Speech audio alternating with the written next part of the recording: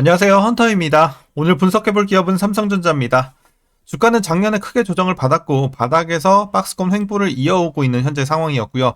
자, 다만 최근에 이제 정권 교체와 함께 다시 한번 좀 코스피 많이 올라가고 있고 일단 주가도 좀 회복하면서 박스권 상단까지는 올라오는 데 성공했습니다. 일단 6만 전자에 안착을 했는데 앞으로도 지금의 상승 흐름 계속 진행을 하면서 이제 박스권 탈피뿐만 아니라 향후 뭐 전고점 이런 부분까지도 우리가 기대해 볼 수 있는 상황일지 분석을 통한 향후 주가의 흐름 알아보도록 하겠고요.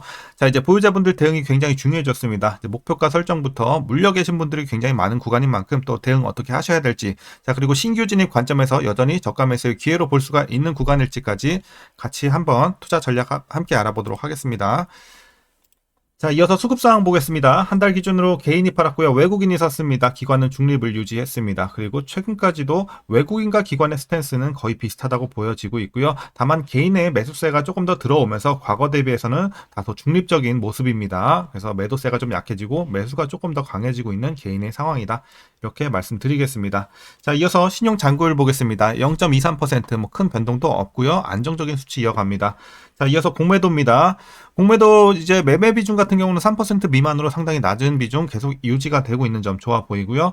대차증고도 너무 좋죠. 지금 뭐 가장 낮은 수치까지 내려오고 있는 상황입니다. 뭐 공매도 관련해서 우리가 전혀 걱정할 게 없는 상황입니다. 자, 이어서 재무제표 분석 들어가 보도록 하겠습니다. 먼저 2020년도 매출부터 보겠습니다. 236조, 279조, 300조 돌파, 다시 눌리면서 250조대, 다시 300조 회복. 자, 올해는 310조대 이제 탈환을 하면서 앞으로 상승 흐름 계속 이어갈 것으로 보여지고 있습니다. 다만 상승폭에서는 확실히 내년부터 좀 더 기대가 되는 상황이고요. 자, 영업이익 보겠습니다. 35조, 50조, 이제 다시 한번 또 눌리면서 43조, 6조대까지 내려갔습니다. 최악이었고요. 다시 회복하면서 32조. 다만 올해는 매출과 마찬가지로 조금 부진한 상황이에요. 그래서 올해는 거의 쉬어가는, 거의 전년과 비슷한 분위기로 보시면 될 것 같습니다. 자, 마찬가지로 내년부터 좀 더 실적 탄력이 붙을 것으로 보여지고 있어서 내년을 좀 더 기대해 보면 좋을 것 같습니다. 자, 순이익도 올해는 좀 쉬어가는 분위기, 내년부터 마찬가지로 상승 좀 기대해 보면 좋을 것 같습니다. 자, 이어서 분기별로 전년 대비 영업이익만 한번 비교해 보도록 하겠습니다. 먼저 1분기는 6조 6천에서 이제 횡보하는 모습입니다. 그대로. 그리고 2분기는 10조대에서 6조 8천으로 좀 크게 눌리는 모습입니다. 역기저 효과와 함께. 자, 그래서 상반기는 좀 아쉬운 모습. 다만 하반기부터는 좀 더 기대가 되고 있습니다. 자, 3분기 9조 1천에서 9조 3천으로 소폭 올라가고요. 4분기 6조 4천에서 8조 9천으로 크게 좀 올라가는 분위기입니다. 그래서 상저하고의 느낌으로 보시면 되겠습니다. 실적은 하반기에 조금 더 기대를 해보자. 그리고 계속해서 좀 올라가는 이런 분위기도 상당히 좋아 보입니다. 매분기. 자, 이어서 부채 비율 살펴보도록 하겠습니다. 30에서 20대 왔다 갔다 하고 있네요. 최근에 20대 계속 유지가 되면서 굉장히 안정적입니다. 부채는. 자, ROE 보겠습니다. 9, 13, 17까지 좋았고 실적 악화로 인해서 4까지 내려왔다가 최근에는 9, 7 들쭉날쭉하지만 일단 아직은 두 자릿수 진입을 하지 못하고 있는 상황입니다. 다만 내년부터 조금씩 더 회복해 줄 것으로 기대를 모으면 좋을 것 같고 기대를 해볼 수 있는 상황이고요. 자, 이어서 이제 EPS도 뭐 마찬가지 흐름이죠. 이제 올해 좀 쉬었다가 내년부터 반등 기대해 보면 좋을 것 같습니다. 자, 이어서 배당금입니다. 올해 1,458원, 전년 대비 거의 비슷한 수치고요. 만일 이대로 배당을 하게 된다면 현재 종가 기준으로 계산했을 때 배당 수익률은 약 2.4% 기대해 볼 수 있겠습니다. 배당은 좀 소소하지만 좀 챙겨가겠고요. 이제 마지막으로 현재 PER 12.92배, PBR은 0.98배 나오고 있습니다. 자, 그리고 현재 주가 밸류에이션 상황.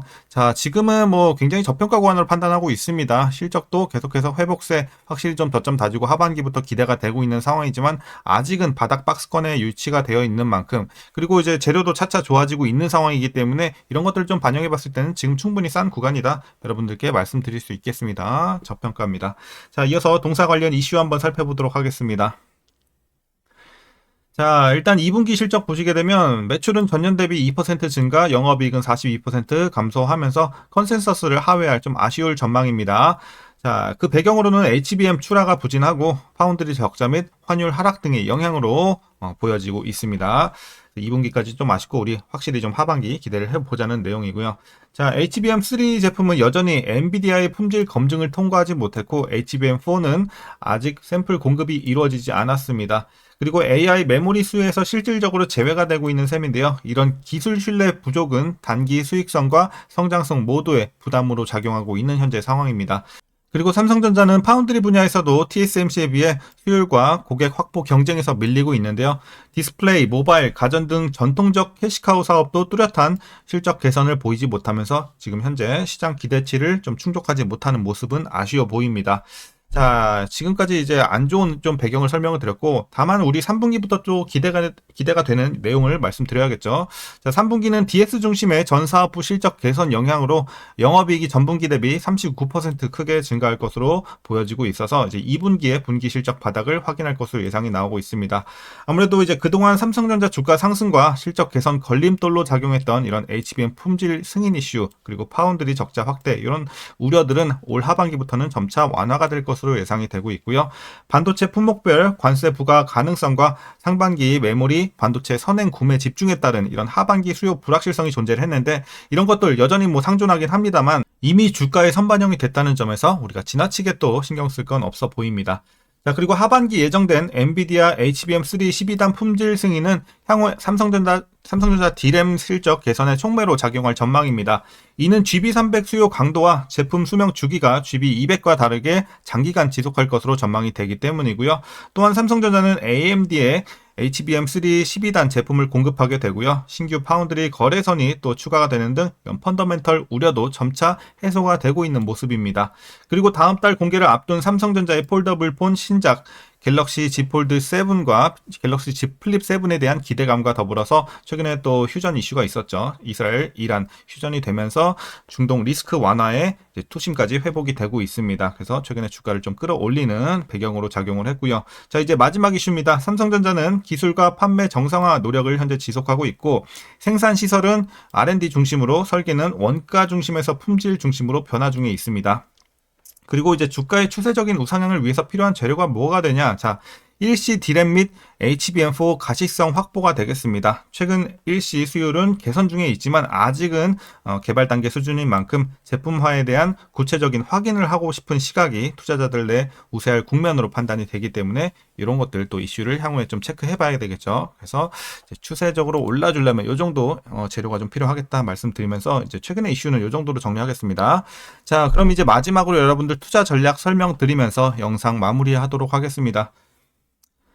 자, 먼저 신규 진입 관점 여전히 긍정적으로 판단하고 있습니다. 물론 뭐 5만 전자에서 들어가신 분들 더 잘 하셨고요. 6만 원에 지금 도달했지만 여전히 싸다. 여전히 기회 구간이다라고 말씀드리겠습니다. 다만 이제 최근에 코스피의 폭등과 함께 엄청난 상승을 보여주고 있는 그런 종목들만큼의 뭐 단기적 폭등은 우리가 기대하기는 좀 힘듭니다. 하지만 시간을 두고 차차 점차적으로 우상향해 줄 것으로 보여주고 있는 만큼 하반기 이후 내년까지도 좀 보유하는 전략으로 이제 시간을 좀 가지고 중장기로 대응하시는 게 훨씬 좋아 보입니다, 지금은.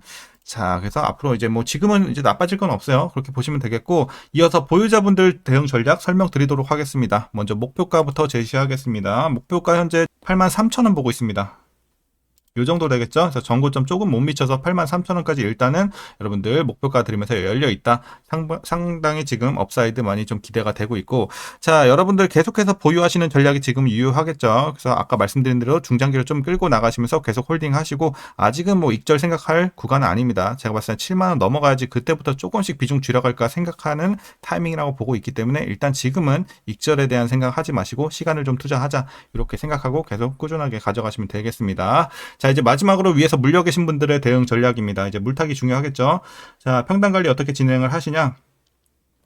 자, 일단은 제가 라인을 하나만 더 드리면 될 것 같습니다. 7만원 라인 되겠습니다. 자, 여러분들 일단 기본적으로 7만원 밑으로 안착시키고 중장기로 보유하시는 전략이 좋아 보입니다. 그래서 7만원 위에 계신 분들, 평단이 이 위에 계신 분들은 좀 물 타셔서 7만원 밑에 가능하시면 최대한 내려주시고 꾸준하게 지금 평단 관리해야지, 다 올라갔을 땐 평단 관리하기엔 너무 늦죠. 효율도 떨어지고. 그래서 지금 낮은 구간일 때 빨리 여러분들 평단 관리 잘 해놓으시고 7만원 밑에 맞춰주시고 보유하시면 될 것 같고요. 다만 여러분들 평단이 이미 7만원 밑에 위치가 되어 있다? 그러면 물 타지 마세요. 여긴 비효율 구간이기 때문에 물 타면 손해입니다. 그냥 보유만 하시라고 말씀드리겠습니다. 자, 그래서 오늘 전략 여기까지 설명드렸고요. 오늘도 그럼 영상 시청해주셔서 감사합니다.